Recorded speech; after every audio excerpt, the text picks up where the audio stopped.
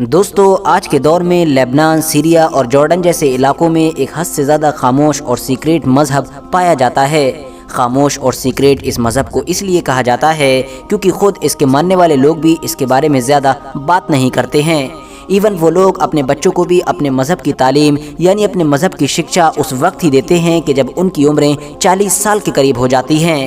وہ اس لیے تاکہ ان کی یہ نئی نسل کم عمر اور کم تجربے کی وجہ سے اپنے مذہب سے جڑی ساری چیزیں غیروں کے ساتھ شیئر نہ کر دیں۔ اس مذہب کو دروز یا پھر حاکمیہ کے نام سے جانا جاتا ہے اور اس کو جو فالو کرتے ہیں ان کو دروزی کہا جاتا ہے۔ عام طور پر یہ دروزی لوگ ہماری دنیا کے اتہاس کے ایک مشہور حکمران یعنی کہ حاکم بامر اللہ کو اپنا خدا مانتے ہیں۔ وہی حاکم بامر اللہ کہ جنہوں نے فاطمی سلطنت پر سن 996 عیسوی سے لے کر 1021 تک راج کیا تھا۔ سب سے پہلے بات کر لیں اگر حاکم بامر اللہ کے بارے میں، تو میں آپ کو بتا دوں کہ حاکم بامر اللہ ہماری دنیا کے اتہاس کے پنوں میں ایک حد سے زیادہ کنٹروورشل کریکٹر ہیں۔ وہ اس لیے کیونکہ جہاں ایک طرف آج بھی ہماری دنیا میں بہت سارے لوگ ان کو اپنا ہیرو مانتے ہیں، اپنا خلیفہ، اپنا آئیڈل، اپنا امام اور نہ جانے کیا کیا مانتے ہیں، تو وہیں دوسری طرف کچھ لوگ ایسے بھی ہیں کہ جو ان کو نگیٹو وے میں یاد کرتے ہیں اور ان کے اوپر نہ جانے کون کون سے الزام بھی لگاتے ہیں۔ سب سے پہلے بات کر لیں اگر پازیٹیو سائڈ کی، تو میں آپ کو بتا دوں کہ فاطمی سلطنت کے ایک حکمران ہونے کے ساتھ ساتھ حاکم بامر اللہ کو اسماعیلی شیعوں کا 16واں امام بھی مانا جاتا ہے۔ اس کے علاوہ دروزی جیسے مذہبوں میں تو ان کو سب سے بڑا مرتبہ یعنی سب سے بڑی پوزیشن دی جاتی ہے۔ وہیں بات کر لیں اگر نیگیٹو سائڈ کی، تو بہت سارے اتہاسکاروں نے یہی لکھا ہے کہ حاکم بامر اللہ ایک ایسا انسان تھا کہ جو صرف 11 سال 5 مہینے کی عمر میں گدی پر بیٹھا دیا گیا تھا۔ یہ انسان نہ صرف حد سے زیادہ کم عمر اور کم تجربے کار تھا بلکہ اس نے اپنی پوری زندگی میں بڑے ہی عجیب و غریب اور اوٹ پٹانگ فیصلے بھی لیے۔ حاکم بامر اللہ نے اپنے دور میں دن کو رات سے اور رات کو دن سے پوری طرح سے بدل دیا تھا۔ یعنی مثال کے طور پر حاکم بامر اللہ کا دربار رات میں لگا کرتا تھا، ساتھ ہی ساتھ سلطنت میں بازاریں بھی رات میں ہی کھلا کرتی تھیں اور سارا کاروباری کام بھی رات میں ہی ہوا کرتا تھا۔ وہیں اس کے الٹ دن کو سونے کے لیے خاص کر دیا گیا تھا، لوگ سویا کرتے تھے اور آرام کیا کرتے تھے۔ حاکم بامر اللہ کے اوپر اتہاسک کتابوں میں سنی ورودی ہونے کے آروپ بھی لگائے جاتے ہیں۔ ایسا مانا جاتا ہے کہ حاکم بامر اللہ نے اپنے دور میں فجر کی نماز پر بھی پوری طرح سے پابندی لگا دی تھی اور جو بھی اس پابندی کو توڑتا ہوا نظر آتا تھا اسے سخت سے سخت سزا دی جاتی تھی۔ اس کے علاوہ سنی مسلمانوں میں رمضان کے مہینے میں پورے اہتمام کے ساتھ جو تراویح کی نماز پڑھی جاتی ہے اس کو بھی حاکم بامر اللہ کے آرڈر پر ختم کروا دیا گیا تھا۔ چائے اور مچھلی جیسی چیزوں پر پابندی لگا دی گئی تھی۔ اگر کوئی بھی انسان مچھلی پکڑتا ہوا یا چائے کو کنزیوم کرتا ہوا پکڑا جاتا تھا اسے بھی سزا دی جاتی تھی۔ اس کے علاوہ یہ بھی مانا جاتا ہے کہ حاکم بامر اللہ نے بہت ساری چھوٹی موٹی باتوں پر بھی اپنے بہت سارے وزیر یا پھر قاضی یا اس طرح کے عہدوں پر بیٹھنے والے لوگوں کو قتل کروا دیا تھا، جس کی وجہ سے اونچے اونچے پدوں پر بیٹھنے والے بہت سارے لوگ تو صرف خوف کی وجہ سے مصر چھوڑ کر بھاگنے پر مجبور ہو گئے تھے۔ فی الحال دوستو یہ تو حاکم بامر اللہ سے جڑے ہوئے پازیٹیو اور نیگیٹو پہلو تھے۔ اب بات کریں اگر حاکم بامر اللہ کی زندگی کے آخری دنوں کے بارے میں، تو میں آپ لوگوں کو بتا دوں کہ اتہاسکاروں کا ماننا ہے کہ اپنے آخری دور میں حاکم بامر اللہ نے یہ دعویٰ کیا تھا کہ خدا خود بخود اس کے اندر حلول کر گیا ہے، یعنی خدا حاکم بامر اللہ کی باڈی میں ہی داخل ہو گیا ہے، جس کی وجہ سے حاکم بامر اللہ نے اپنے درباریوں کو یہ حکم دے دیا تھا کہ وہ اس کی عبادت کریں اور جہاں پر بھی اس کا نام آ جائے تو فوراً سجدے میں گر جائیں۔ لہٰذا بہت سارے درباریوں نے دھیرے دھیرے حاکم بامر اللہ کے اس حکم کو ماننا شروع کر دیا۔ حاکم بامر اللہ کی شان میں بہت سارے رسالے لکھے گئے اور اس کے بعد ان رسالوں کو باقاعدہ ایک مذہب کی شکل دے دی گئی۔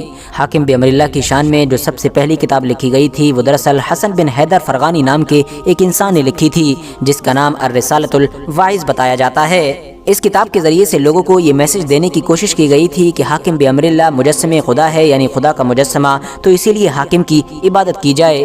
مگر دوستو اس دور میں مصر میں رہنے والے زیادہ تر لوگ حسن بن حیدر فرغانی نام کے اس انسان سے ذرہ برابر بھی راضی نہیں تھے، اسی لیے لوگوں کے بیچ میں غصہ پیدا ہو گیا اور پھر ایک دن جب حسن بن حیدر فرغانی نام کا یہ انسان بازار سے گزر رہا تھا تو لوگوں نے اس کو قتل کر دیا۔ کچھ وقت کے بعد حاکم بامر اللہ کی طرف سے اپنے مذہب کی تبلیغ کا کام حمزہ الزوزنی نام کے ایک انسان کو دیا گیا۔ نہ صرف ذمہ داری دی گئی بلکہ کچھ سپاہی بھی دیے گئے تاکہ اس کی جان کی حفاظت بھی کی جا سکے۔ حمزہ الزوزنی نام کے اس انسان کو دروزی مذہب میں حد سے زیادہ اہمیت دی جاتی ہے کیونکہ اس انسان نے شروعاتی دور میں دروزی مذہب سے ریلیٹڈ بہت ساری کتابیں لکھی تھیں۔ یاد رہے دوستو کہ بالکل اسی دور میں ہی ایک ترک شخص کہ جس کا نام محمد بن اسماعیل الدروزی تھا، وہ بھی دراصل بڑھ چڑھ کر دروزی مذہب کا پرچار کر رہا تھا اور लोगों से मिलजुल कर बार बार लोगों को हाकिम बिअमरिल्लाह की इबादत के लिए बताया करता था। मगर दोस्तों, जैसे जैसे मोहम्मद बिन इस्माइल अल दुरूजी नाम के इस इंसान की शोहरत बढ़ी, वैसे वैसे लोग भी गुस्से से पागल होते गए। ज़्यादातर लोग इस इंसान के खून के प्यासे हो गए। नतीजा ये हुआ कि हाकिम बिअमरिल्लाह ने मोहम्मद बिन इस्माइल को आज के दौर के लेबनान के इलाके में भिजवा दिया ताकि किसी तरह से इस इंसान की जान की हिफाजत की जा सके। फिलहाल दोस्तों, लेबनान पहुंचकर अब मोहम्मद बिन इस्माइल अल दुरूजी ने अपने इस मजहब का प्रचार लेबनान के लोगों के बीच में करना शुरू कर दिया। धीरे धीरे लेबनान के पूरे इलाके में न सिर्फ मोहम्मद बिन इस्माइल अल दुरूजी की शोहरत बढ़ती गई, बल्कि फॉलोअर्स की गिनती भी बढ़ती गई। और फिर आगे जाकर इस सोच ने, इस नज़रिए ने एक नए मजहब का रूप ले लिया और इस मजहब का नाम रखा गया दुरूजी मजहब, यानी कि मोहम्मद बिन इस्माइल अल दुरूजी के नाम पर रखा गया। दूसरी तरफ फातमी सल्तनत के हुक्मरान, यानी कि जिसका नाम हाकिम बिअमरिल्लाह था, उसके बारे में ये मशहूर है कि वो अक्सर रात के अंधेरे में अपने गधे पर सवार होकर बाहर घूमने के लिए जाया करता था। एक दिन जब हाकिम बिअमरिल्लाह गधे पर सवार होकर रात के अंधेरे में अपने शहर से बाहर गया तो फिर कभी लौटकर वापस न आ सका। लोगों ने ढूंढने की काफ़ी कोशिश की, मगर ढूंढने पर लोगों को हाकिम बिअमरिल्लाह की बजाय सिर्फ उसके गधे की लाश ही मिल सकी। और इसके अलावा हाकिम बिअमरिल्लाह के कुछ कपड़े थे कि जो खून में सने हुए थे। इसीलिए हाकिम बिअमरिल्लाह के फॉलोअर्स का आज तक यही मानना है कि उस रात हाकिम बिअमरिल्लाह का कत्ल नहीं हुआ था, बल्कि वो तो हमारी इस दुनिया से गायब हो गए थे, यानी कि पर्दे में चले गए थे। क़यामत के दिन वो वापस आएंगे और पूरी दुनिया का हिसाब किताब करेंगे। यही नज़रिया बिल्कुल दुरूजी मजहब को फॉलो करने वाले लोगों का भी है। वक्त गुजरता गया और धीरे धीरे दुरूजी नाम के इस मजहब में भी कई बड़े बड़े और मशहूर लीडर पैदा होते रहे और धीरे धीरे इनके मानने वाले लोगों की तादाद भी बढ़ती चली गई। आज के दौर में दुनिया के अलग अलग इलाकों में इन लोगों की टोटल आबादी 20 लाख के करीब बताई जाती है।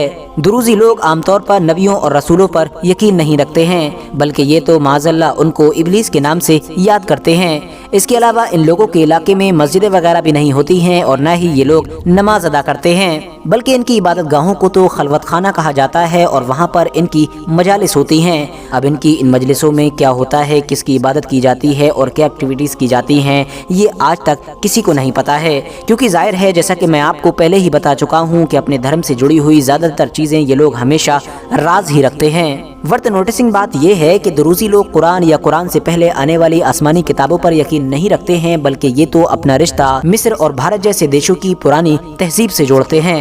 दुरूजी लोगों की तारीख का सिस्टम भी अलग है, यानी उनका कैलेंडर अलग होता है और इस कैलेंडर का आगाज होता है 408 हिजरी से, यानी उस साल से कि जिस साल हाकिम बिअमरिल्लाह की खुदाइयत का ऐलान किया गया था। दुरूजी लोग ना तो नए इंसान को अपने मजहब में दाखिल करते हैं और ना ही अपने लोगों को अपने मजहब से बाहर जाने देते हैं। इसके अलावा इन लोगों का ये अकीदा है कि दरअसल क़यामत हाकिम बिअमरिल्लाह की वापसी का नाम है। हाकिम बिअमरिल्लाह जो दुनिया में वापस आएंगे और पूरी दुनिया पर फिर से राज कायम करेंगे। इन तमाम चीज़ों के अलावा भी दुरूजी लोगों से जुड़े हुए ऐसे और भी बहुत सारे फैक्ट्स और भी ऐसे बहुत सारी इंटरेस्टिंग चीज़ें हैं कि जिनको सिर्फ एक छोटी सी वीडियो में इंक्लूड करना मुमकिन नहीं है। इसीलिए फ़िलहाल आज की अपनी वीडियो को तो हम यहीं पर ख़त्म करते हैं। आप लोगों को अगर दुरूजियों से रिलेटेड और भी ज़्यादा इन्फॉर्मेशन चाहिए है तो आप लोग गूगल पर भी सर्च कर सकते हैं। वीडियो पसंद आने पर न सिर्फ वीडियो को लाइक करें बल्कि अपने फ्रेंड्स के साथ भी ज़रूर शेयर करें और इसी तरह की नॉलेजेबल और हिस्टोरिकल वीडियोज़ हमेशा देखने के लिए हमारे इस चैनल को सब्सक्राइब करने के साथ साथ बेल आइकन को भी ज़रूर प्रेस करें।